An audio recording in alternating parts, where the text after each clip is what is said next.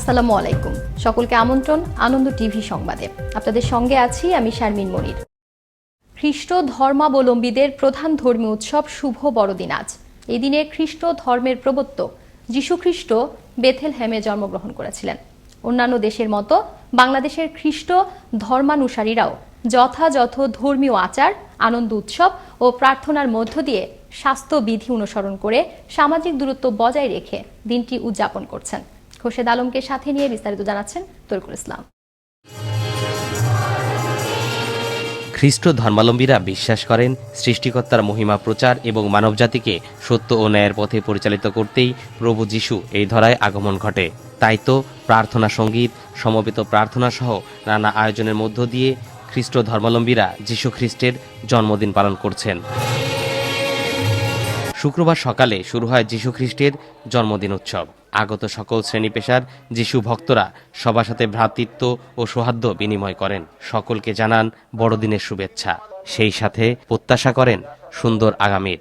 এই বড়দিনে আমরা চাইব যেন সারা বিশ্বে আমরা সবাই যেন আরো মানবিক হতে পারি, পরস্পরকে শ্রদ্ধা করতে পারি, পরস্পরের জন্য আমাদের ভালোবাসা প্রকাশ করতে পারি। শুভ বড়দিনের উপলক্ষে সবাইকে জানাই শুভেচ্ছা এবং মেরি ক্রিসমাস। বিপুল সংখ্যক যীশু ভক্ত নারী, পুরুষ ও শিশুরা ধর্মীয় প্রার্থনায় অংশগ্রহণ করেন। গির্জার ধর্মগুরু সকলকে প্রভু যীশুর আদর্শে অনুপ্রাণিত হয়ে জীবনযাপন এবং দেশবাসীর মঙ্গল কামনা করেন। প্রভু যীশু প্রদর্শিত শান্তি, সহমর্মিতা, সম্প্রীতি ও সত্যের পথ সকল ভক্তের মধ্যে ছড়িয়ে পড়ুক। করোনা দূর হয়ে পৃথিবী হয়ে উঠুক মানবিক ও শান্তিময়, এমন প্রত্যাশা সকলের। তরিকুল ইসলাম, আনন্দ টিভি, নিউজ ডেস্ক। সপ্তাহের ব্যবধানে আবারও বেড়েছে ভোজ্য তেল ও চালের দাম। বাজারে প্রতি কেজি চালের দাম বেড়েছে 2 থেকে 5 টাকা পর্যন্ত। মাছের দামও কিছুটা বাড়তি, তবে দাম কমেছে আলু ও পেঁয়াজের। অপরিবর্তিত রয়েছে ডিম, মাংস, মশলা সহ অন্যান্য পণ্যের দাম।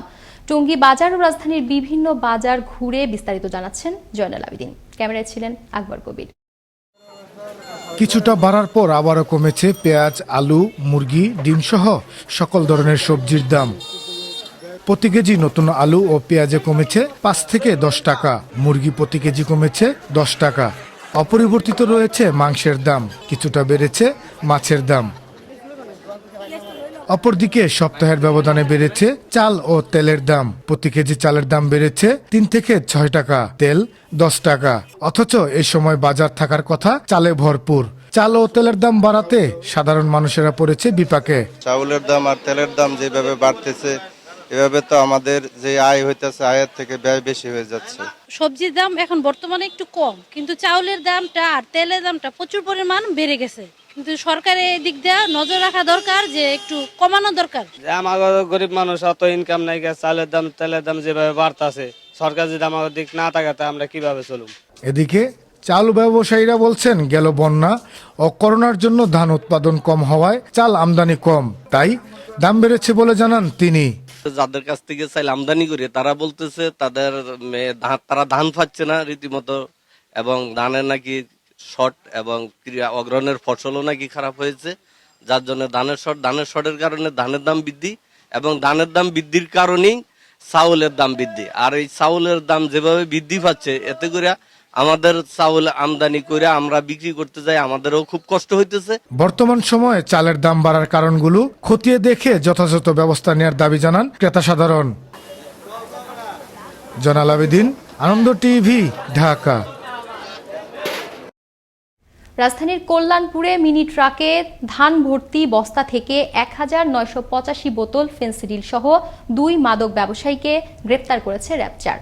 বৃহস্পতিবার রাতে গোপন সংবাদের ভিত্তিতে র্যাব-4-এর একটি দল রাজধানীর কল্যাণপুর বাস স্ট্যান্ড এলাকায় অভিযান পরিচালনা করেন। এ সময় মিনি ট্রাকে অভিনব কায়দায় বহনকৃত 22টি ধান ভর্তি বস্তা থেকে ফেন্সিডিল সহ 2 জনকে আটক করে।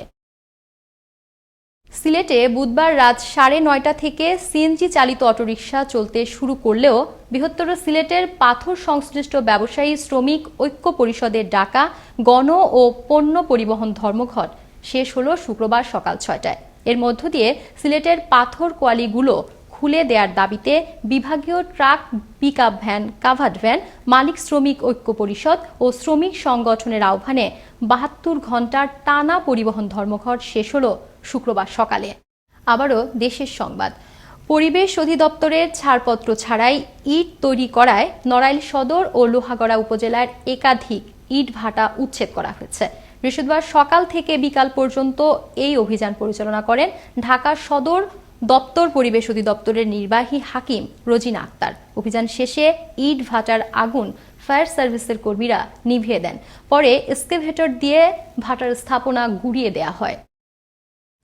ফরিদপুরের সদরপুরে তারাইল গোয়ালন্দ বাইপাস সড়কে ট্রাক চাপায় এক নির্মাণ শ্রমিকের মৃত্যু হয়েছে।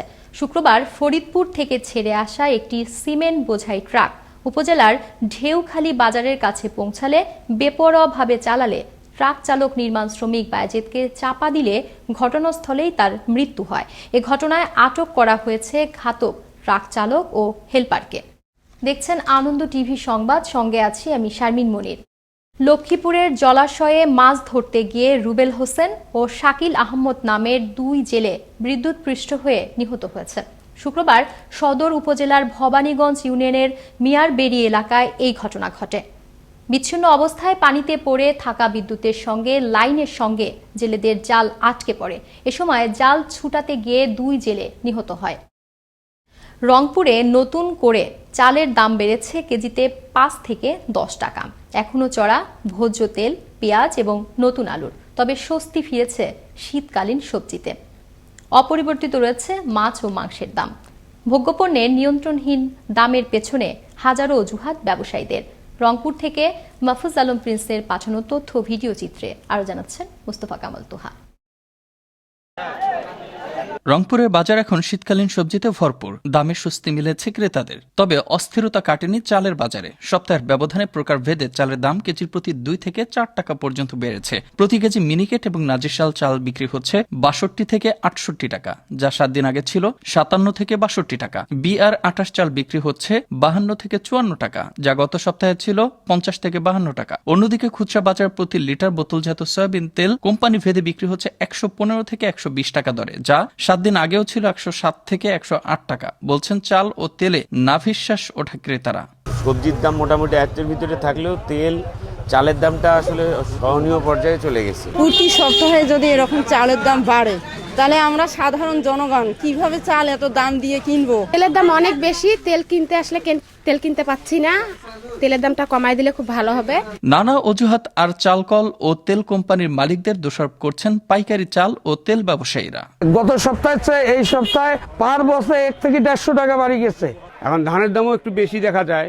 আমরা যে রেটে কিনতেছি হয়তো আমরা 10-20-50 টাকা লাভ ধরে বিক্রি করতেছি। প্রতিটা মেলে 3 মাসের 4 মাসের করে ধান রিজার্ভ আছে। এই কারণে বাজারটা এখন মিলেরদের উপর নির্ভর করতেছে। আমাদের তেল আজ থেকে 1 মাস আগে 88 টাকা ছিল, এখন 114 টাকা কেজি। সয়াবিন তেল প্রতি লিটারে 10 টাকা বাড়ছে 1 সপ্তাহের মধ্যে। কোম্পানিরা বলতেছে যে আরো বাড়বে 10 টাকা করে লিটারে। শীতকালীন সবজির বাজারে স্বস্তি মিলেছে। রংপুরের বাজারে এখন ফুলকপি 5 থেকে 15 টাকা, বাঁধাকপি 10 টাকা, শিম 15 টাকা কেজি দরে বিক্রি হচ্ছে। এছাড়া মাছ, মাংস ও মুরগির দাম রয়েছে অপরিবর্তিত। মুস্তফা কামাল তোহা, আনন্দ টিভি, ন্যাশনাল ডেস্ক।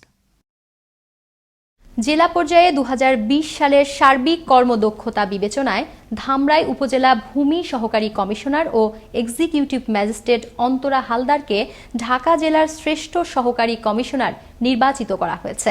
জেলার চৌকস অফিসার হিসাবে দায়িত্ব পালনে বিশেষ অবদানের স্বীকৃতি হিসেবে বৃহস্পতিবার ঢাকা বিভাগীয় কমিশনারের কার্যালয়ে জনপ্রশাসন মন্ত্রণালয়ের প্রতিমন্ত্রী ফরহাদ হোসেন ও জনপ্রশাসন মন্ত্রণালয়ের সচিব শেখ ইউসুফ হারুন সহকারী কমিশনার ভূমি অন্তরা হালদারকে ক্রেস্ট ও সম্মাননা সনদ প্রদান করেন। রংপুর নগর স্টেশন এলাকায় একটি বাড়ি থেকে অবৈধভাবে মজুত রাখা টিসিবির পণ্য সামগ্রী উদ্ধার করল রংপুর মেট্রোপলিটন গোয়েন্দা পুলিশ। 300 কেজি পেঁয়াজ, 400 কেজি ডাল এবং 54 লিটার সয়াবিন তেল জব্দ করার পাশাপাশি আটক করা হয় আলী হাসান মুন্না নামের এক ব্যবসায়ীকে। এ সময় মালামাল ডিলারদের কাছ থেকে ক্রয় করে খুচরা বাজারে বিক্রির জন্য মজুত রাখা হয়েছিল বলে জানান পুলিশ কর্মকর্তা। এই ছিল এখনকার মতো। আনন্দ টিভি সংবাদ দেখুন প্রতিদিন বিকেল 5টা 30 মিনিট এবং রাত 9টা 30 মিনিটে। করোনা থেকে আপনি এবং আপনার পরিবারকে সুরক্ষিত রাখতে স্বাস্থ্যবিধি মেনে চলুন। আনন্দ টিভির সঙ্গে থাকার জন্য সকলকে ধন্যবাদ।